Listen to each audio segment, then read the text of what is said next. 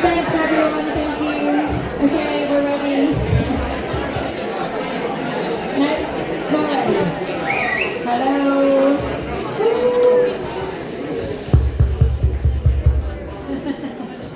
Okay, this worked the best. Very lively crowd. I've already been told there's a question over here. But if you do have questions, please put up your hands and I'll choose you in groups. So we'll start here. There's a question back there, a question here, and a question here. So we'll start with those four. I'll start here. Yeah? Okay, because you're there. All right. And then we'll go to you. Okay, thanks. You want to stand? My name is Onyeka Chibwanzu. I'm working with an organization called the African Foundation for Development. And we're about to begin a project that is looking at ways to support restitution efforts, particularly around artifacts. So I understand some really important things were said yesterday, which unfortunately I wasn't here for. But listening to today and reflecting on the summary that I've been given about yesterday, there's real need for kind of collaboration between all the different struggles and particularly ways that the rest of us can support the initiative. So one question I was going to ask the panel was, Afford has developed expertise in harnessing the diaspora to support initiatives in Africa around development, around support for SMEs. How can the diaspora here be helpful to help, to support the struggles that you're doing in terms of skills, in terms of knowledge, in terms of mobilization, etc.? And then one other final question was just around the issue of land. We know and advocacy with business here, we know that before the state came in many of our countries, it was a business opportunity. I'm Nigerian, and it was a Royal Niger company that initially established the state, or the pre-state, and then eventually that was then nationalized. So these companies coming in and taking land, and how can we again be useful in advocacy measures to challenge them? And there's a big, obviously, elephant that hasn't been mentioned in terms of land now and competition for resources in Africa, which is China. So how do we kind of sequence all of that?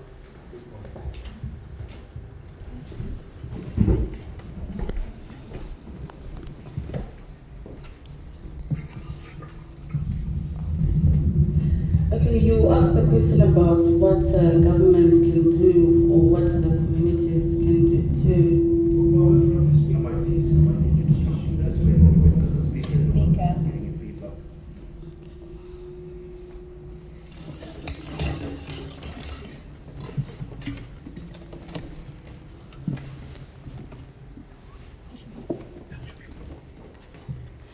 Okay, you asked a question about what governments can do to make sure that they engage the British to compensate. I'll give you an example with Zimbabwe. Zimbabwe signed the Lancaster House Agreement, which required the British to compensate 960 million for the land that was taken by the white farmers. And for several years, Mugabe was trying to engage the British to pay this money, and they totally refused. This then led Mugabe to grab the land from the whites and chase them from the land, and there were battles, and some got killed, and a lot of other things happened. So now we see that other countries are trying to do the same, and it appears that the British are still being stubborn, and they're refusing to engage and be considerate. Also, I'd like to make an important contribution. After some communication from my ancestors, I was instructed that I need to seek direct audience with Her Majesty, the Queen of England.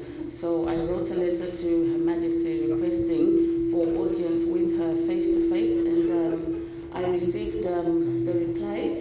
They said that the Queen is very busy. She is the head of the sovereign state, and and she doesn't have time to meet me and discuss what was needed to be discussed. So it is important for everybody to respect other people's culture. If you don't know about people's culture and what affects these people and their culture, it is important to listen to them because they know. And if you don't want to listen to that particular person, you send other people to do some research to find out.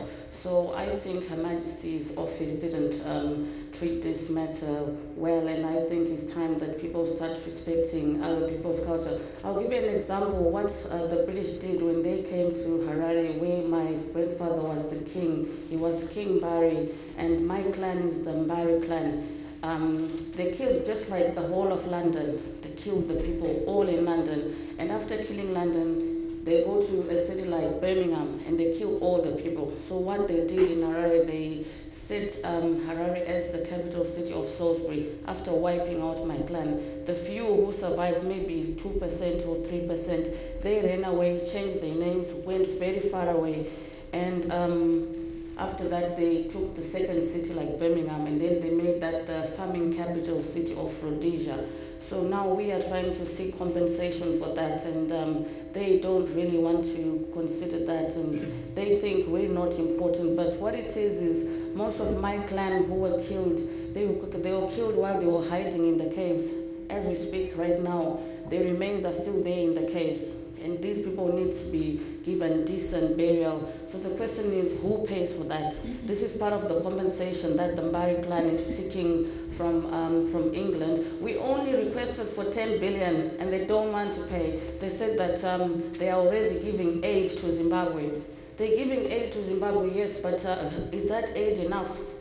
Me, for myself, I've not received any benefit from the aid that they give to Zimbabwe. So how is my clan benefiting? After killing all the masses of people from my clan, we were left with a very, very small population, and this resulted in our forefathers and our fathers, our grandfathers, having 18 children, 11 children, 16 children, just trying to make up for the generation. So I think that the British need to change the way they think. They need to change the attitude. They need to respect other people's culture, because we are all human beings and we are all important.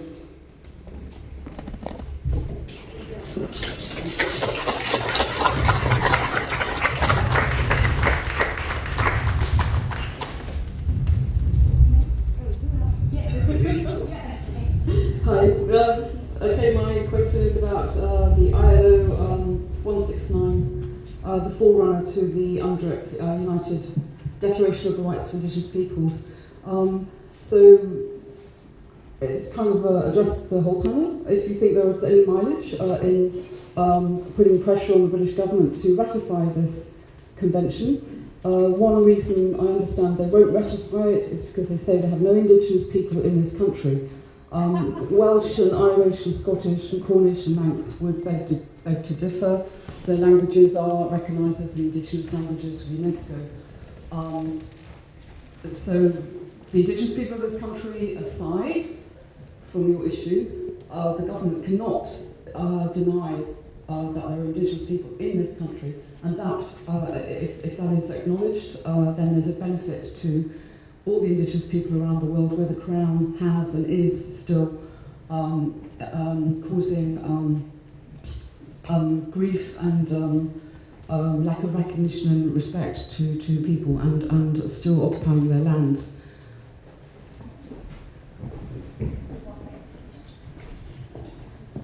Yeah, I just had a direct question for Tom, and he raised the example of the rubber trees from $97 to $4. I want to understand the way in which it happened and how that was allowed to happen. Was it because it wasn't legally agreed, like technically and legally first, for the company to be able to backtrack like that, and how you can maybe prevent things like that happening in the future? Thank you, all great questions. We've only got 10 minutes left, so let's try and deal with all of that in 10 minutes. Perhaps, Tom, do you want to just start and we'll work backwards?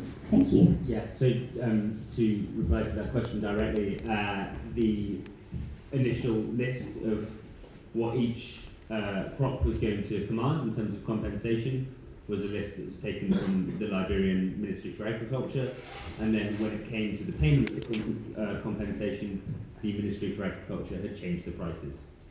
So it was, as far as the civil servants were concerned in Liberia, above board.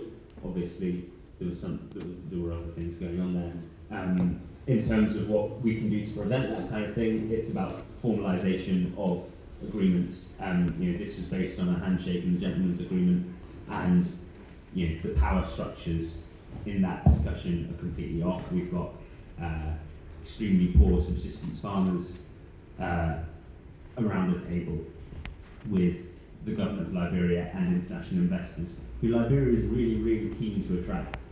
And I think it's maybe a good opportunity now just to say very quickly, this isn't this whole thing about being concerned about international investment or concerned about the role of UK companies around the world. This isn't about being anti-development, and everyone I spoke to was extremely anxious to make it clear they wanted economic development. They just didn't want their rights to be put up for sale as part of that transaction. Thank you very much, ladies and gentlemen. I would like to say that we look forward to the support of the diaspora. It is the only way this voice can grow louder and louder. We are more abiding. We would like to follow the process where the law is followed. And the more of the friends that we have on our side raising this issue, the better for us and the better for humanity. The issue of land, and I agree with the gentleman who asked about land, is something that needs to be addressed because it is a cost of production, and therefore, if some people don't have a chance to access income, it can easily lead to a dysfunctional society. So it's very important that we discuss this in a manner that is amicable so that we develop a long-lasting solution. China, as you know, is not a democratic country, but the way they deal with African leaders is such that they are becoming the darling of Africa. Because when they come, they say, we are friends, we respect you, we are dealing with each other at equal levels. And this way, it is possible to lose our traditional friend, UK, unnecessarily. So we need to put behind some of these little issues about the past, and we move forward as friends. We want to be good allies and good friends as it has been before. We don't want hate. Actually, this thing of saying we act, as governor, and if I were to be the president of Kenya, I would say, we don't want aid. We just want to be given a fair chance to participate in global business. Amen. Yes, it's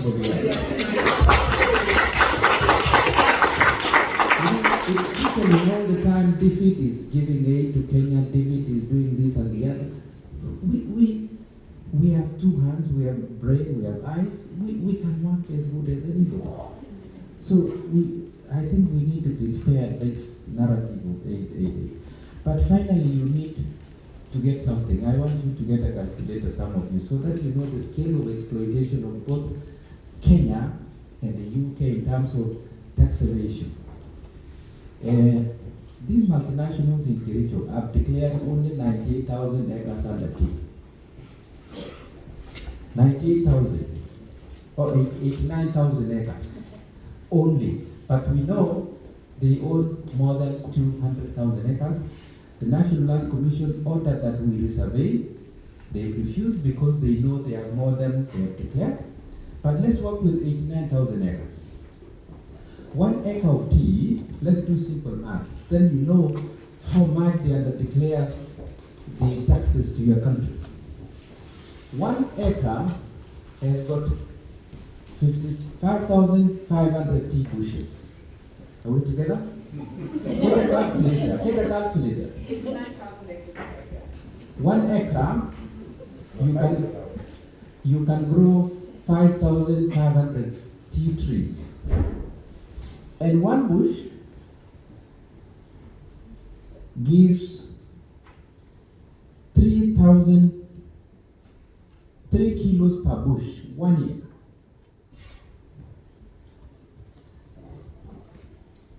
and you have, we have one bush gives 3 kilos per month. One bush gives 3 kilos per month. Times 12 months, times 89,000 acres. Can you multiply that?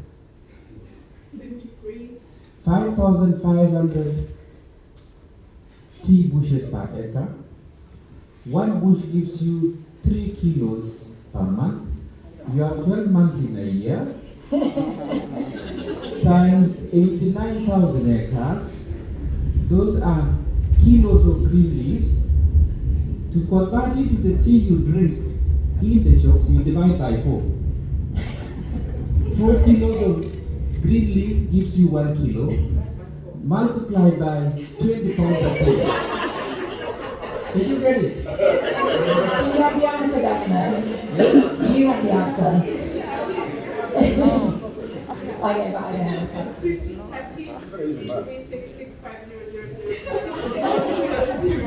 In mathematics, it's exponent. It is very, and you know how much they pay as land rates? 300 Kenya shillings per year. That's £2.5. And this is real, figures don't lie. I mean, this is proper. I think it's £2. £2.5. Yeah. UK pound. Per year. Per year, per acre.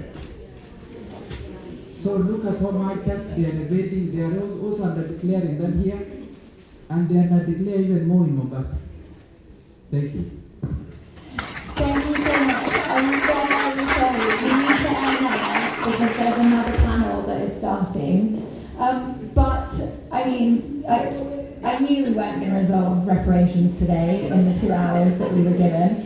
I feel like we brought up a lot of questions.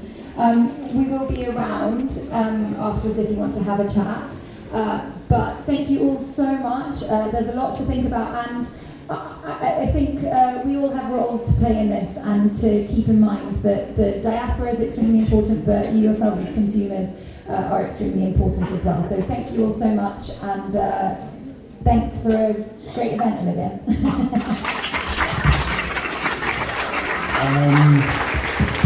Thank you very much to our very, very able panel for all that information. Apologies that we did not have time for all questions and answers, but we're back here again at 4:15. 4:15, we're here for our final panel, and that will be discussing, if I get that will be about fostering UK and Africa collaborations. So we'll see you back here again at 4:15. Thank you.